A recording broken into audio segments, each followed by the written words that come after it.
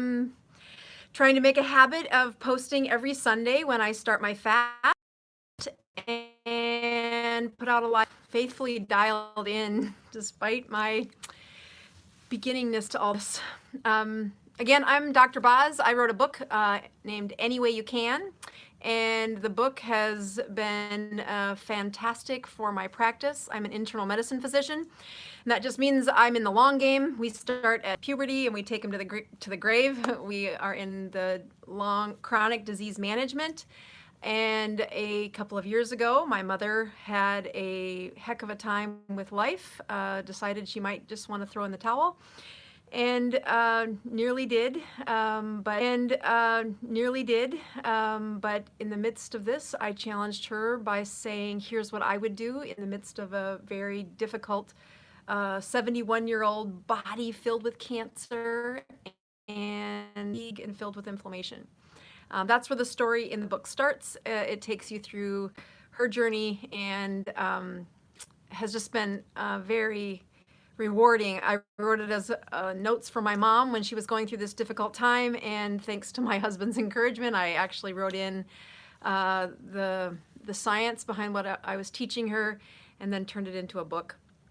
The book, Any Way You Can, sold on Amazon. Direct publishing is amazing, actually. All right, so today I have a couple of updates. The first thing I like to do is say, why in the world do I use the F word?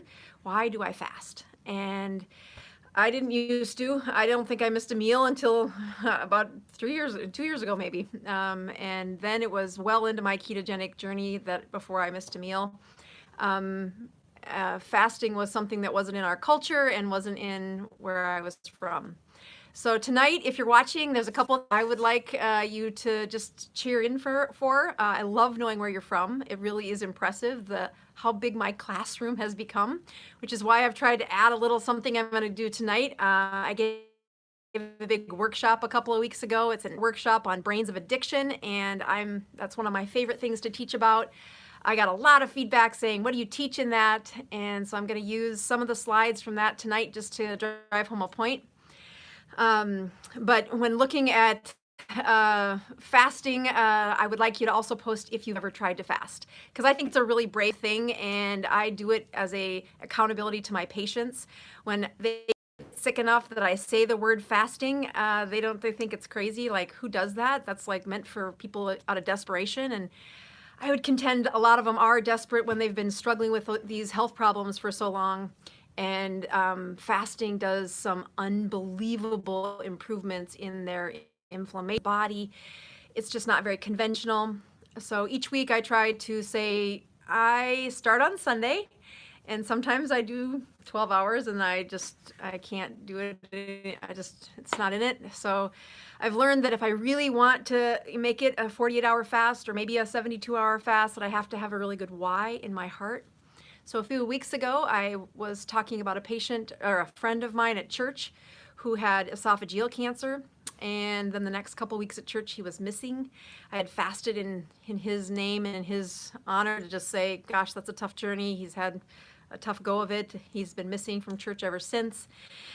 And this past week, I went to visit him at the hospital, and indeed, he is struggling.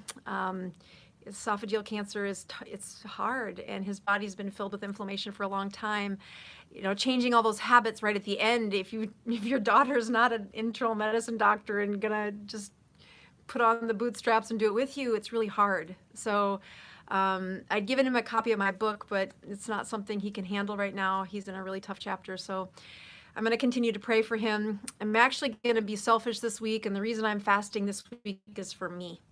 There's a really big choice point in my life on Tuesday, so I am going to use my own journey as the reason I'm fasting.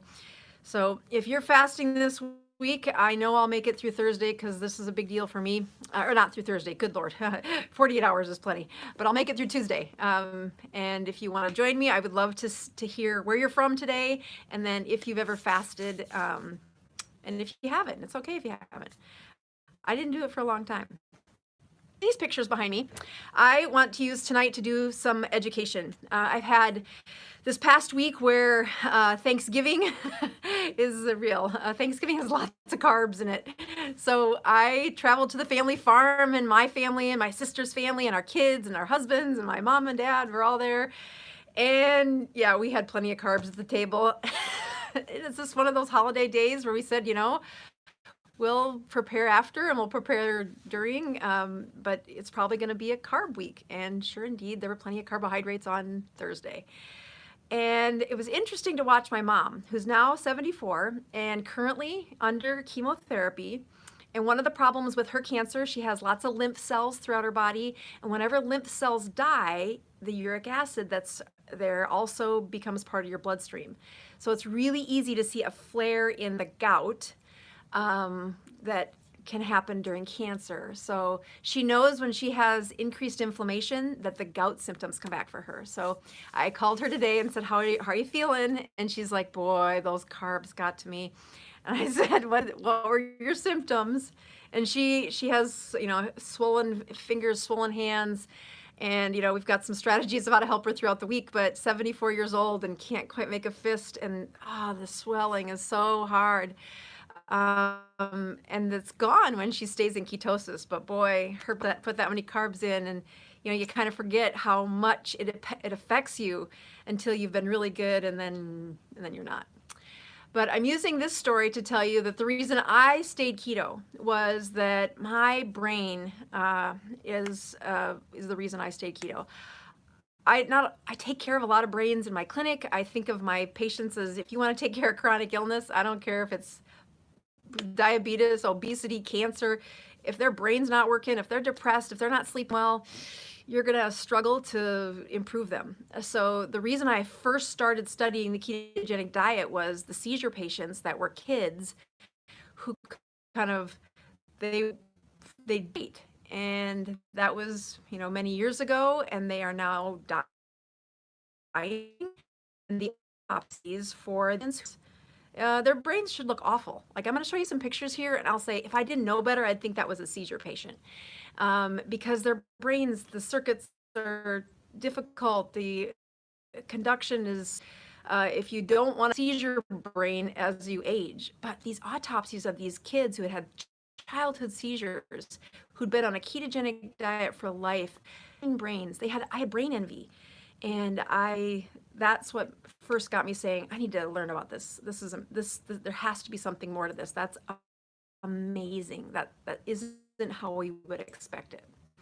So, I love brain was back to being a 20-year-old brain where I could focus for hours. I could write a book, which I probably couldn't have done if I wasn't in a ketogenic state, meaning I could concentrate, lost part of it, but the brain function has really been amazing. So when Thursday came for me and I took in too many carbohydrates, and the next day I was definitely irritable.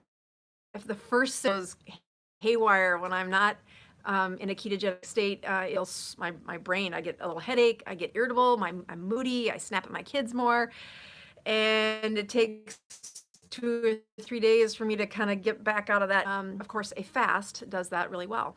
But today in church, I had another person come up to me and say, do you think the ketogenic diet is a good diet for Alzheimer's? And I write about that in the book, saying absolutely. We know that an Alzheimer's brain is known as the third type 3 diabetes. It's due to high sugars. And I'm going to use some of the slides. I took the little course from Dr. Amen and have been an advocate of his. When our brains don't function very, what does that look like? And can we learn from that? So I thought I'd use these slides to just see if we could, I could teach wherever you, pink means eyeballs. So this picture, we're looking down on the brain. This picture, we're up and you're looking at it from the underside, is pink right there. You can't probably see it there. But these are just pictures of normal. And what you'll see is there's not very many holes. There's nice smooth pictures without defects. If you look at the slide, it sends to brains as they age. Here's a nice, healthy, normal brain. But then as you get into your 30s, 40s, and 50s, there's some little divots. and those get bigger as our brains age even further. This is one of the symptoms of chronic swelling on the brain. And we know that everything from Parkinson's to bipolar to depression to um, Alzheimer's all have brains that get chronic swelling. Swelling doesn't get reset. So just to kind of give you some more education, this is a picture of, again, a normal healthy brain. And this one had a baseball to the right front part of their brain. I think it was over 6 months ago, still not kind of woke up again. If you went to autopsy for this patient, you'd see the brain tissue is still there. It's just not conducting the messages the way it's supposed to. It's kind of offline. And that's from a baseball. You go through his classes. The brain you have today is not the brain you need. And I think I'm sorry on one of these. This one's nice and healthy. This is a patient who has sleep apnea and refuses to wear their CPAP machine. Just incredible sized holes that are offline, and they wonder why the depression is hard. Our immune system is just one of the parts of their body that's chronically swollen. And then this is an Alzheimer's patient. I just want you to take a look at that, because that's going to be what I talk about today at church. I had someone ask me if this was the right plan, but I wanted to use these slides to say, guess what else does this to your brain? This is a 37-year-old male who is a chronic drinker. Heavy drinking of alcohol till about 10 years ago, but much like alcohol, or much like brain trauma, when you get a punch to the head, when you get brain trauma, the brain swells, and alcohol the brain very well. So this guy, 37 years old, really incredibly damaged brain because of the chronic alcohol. I contend you can't get good sleep until you're off the alcohol, so kind of stuck. I think this tells quite an interesting pattern too. This is a diabetic. And when I show this to people, have kind of a perplexed like, how can that be? Look at the holes that are in the brain. This is a 41-year-old with diabetes. And they didn't have diabetes till they were in their early 20s. This big round weight, and they think, well, that doesn't cause brain problems. I mean, my sugars are fine. I mean, I think my sugars are like 120. Like, yeah, but if you want a healthy weight, we need to do weight. And I think that's when you hear about Alzheimer's being a type 3 diabetes, which is this chronic, long-term high blood sugars for where it's not getting that healthy flush of anti-inflammatory because of the chronic swelling. It gives you a little bit of understanding to say, how can high and all have a higher rate of Alzheimer's? And what I'm trying to show you with these slides is they all have one problem, which is chronic long-term swelling. Let me just give you a couple more just for, see if I can pull that up. And that is a brain of a 29-year-old woman who had anorexia. And you know, again, two major problems there. One being that she, the other being that she has mental health issues. And boy, you put those two in combination, and it's a tough life. I mean, that brain is incredibly damaged, and she's 29 years old. Come to me as patients, but you know about the brain diseases, you want them to say, oh my goodness, this is fixable.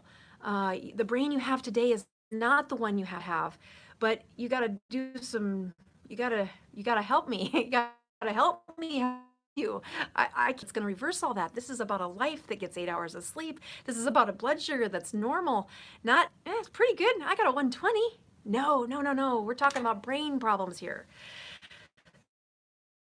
So 3 years old, and she's like the cutest little South Dakota banker's wife ever.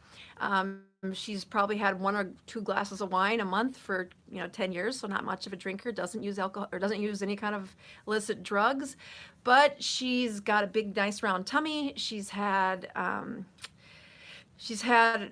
blood pressure. She's got chronic diseases that she comes in to see me, and she usually comes in once a year for med refills, but this one she came in because she got written up at work and she wasn't performing very well at work. And she's had the same job for 30 years. These are her friends. This is her community. And she's been missing things at work. Something was wrong with her brain. So it takes a while, but we do several testing, and do a bunch of other scans, not this one. And before long, it took us a few visits, but I said, this is Alzheimer's. This is early Alzheimer's. And, this was several years ago where I said, I don't have a good answer for you. I can give you meds that will slow things, but to reverse it, I know of one place you could go. And so anyway, they leave the office in tears. They're very upset. And the husband, who is just devastated, to say, I can't even think to put her in a nursing home or to find a place for her. There's got to be something we can do. And I said, well, you're going to have to stop your life. You're going to have to not be in your life you got to do it now. This is a big deal.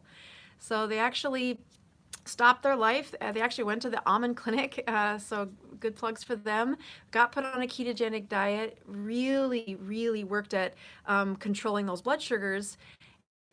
And this was her scan 6 months later.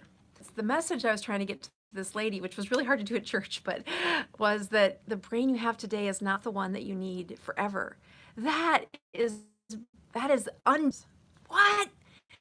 And she's like, I think, my dad has Alzheimer's, and I'm afraid I have the gene for Alzheimer's. And I'm like, then turn off the gene.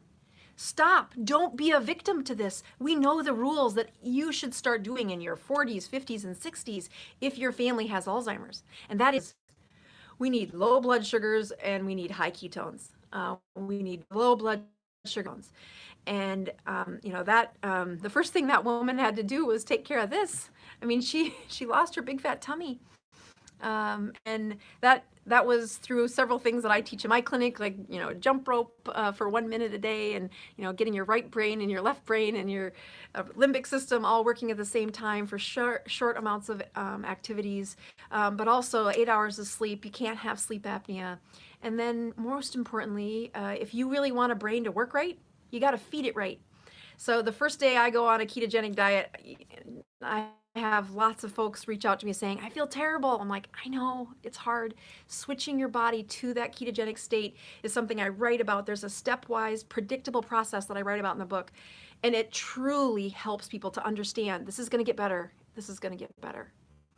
But the second thing that I encourage patients to do is you should check. You should check to see if you pee ketones. These are super cheap.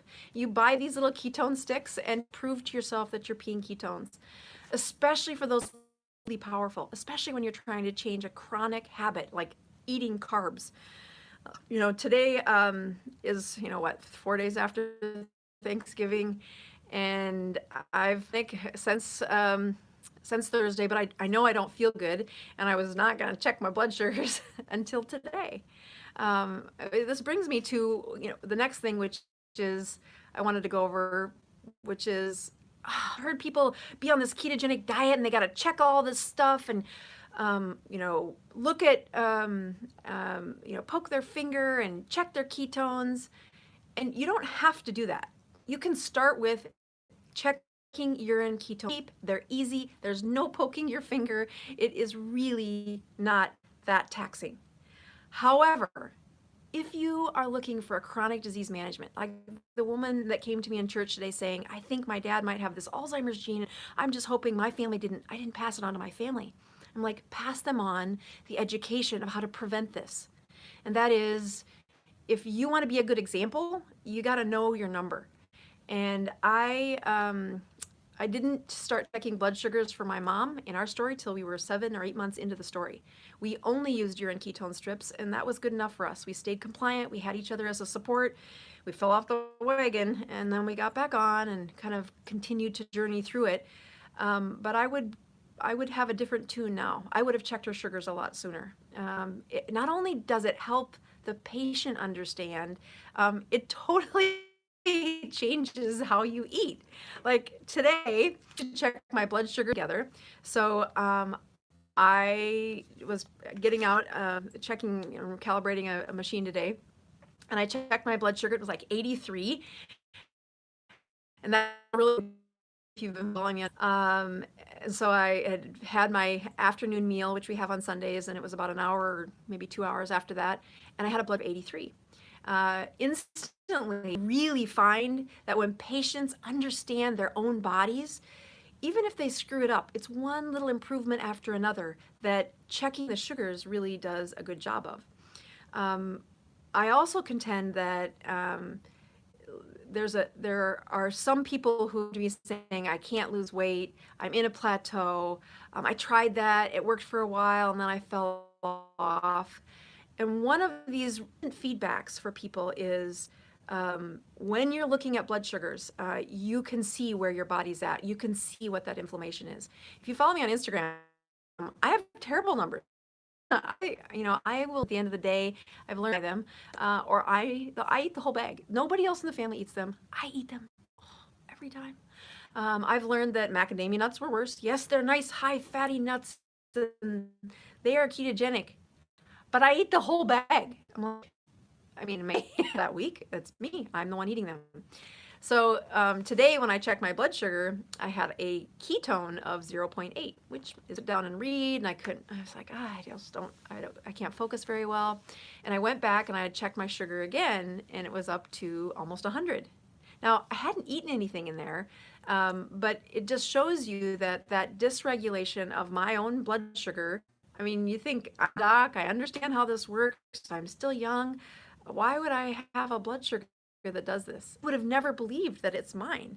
In fact, one of the things that people have asked me is, which blood sugar monitor do I use? I've gone through several of them, and I've found it's really important for me, and especially when they're my patients, for me to trust what the numbers in 15. That is frustrating to me. I finally get patients talked into poking their finger, and they can they're getting me faulty numbers, and it's kind of not. It's, what are you doing it for, right? So I really like their consistency. I've been using that one for about a year, and I use that for my ketone monitor too. So it comes with a ketone and a blood glucose in 1 meter, so that's helpful too. I also think that when it comes to this, I would encourage you to find an accountability partner. This is the other part that I have tried to create. I would say work groups for ketones. Your journey for yes, you have a glucose monitor, and if you say, I just don't want to have Alzheimer's, I don't want that to be in my family. One of the best blood sugars, make sure that it stays below 100. Sure, if you eat something sugary, it's going to spike them down, but that should be rare, once or twice a month. You shouldn't be eating those things multiple times within your life. If you're stuck, if you've got a been struggling with, you can push on Google, click, and get it dropped to you. Those are amazing tools that allow you to take control of your hand. The gentleman that I've been praying for with esophageal cancer, I can say that if somebody would have told him, 5 years ago, you're going to have this story, it's going to be hard. It's going to be a very difficult chapter. I mean, with a feeding tube and hasn't eaten. Gosh, I don't think I can fast for 12 hours, or I can't give up breakfast, or I can't make my coffee black. I would contend that if somebody would have taken him by the hand and said, all right, let's just try to do this for a week. Let's just try to do this for a week.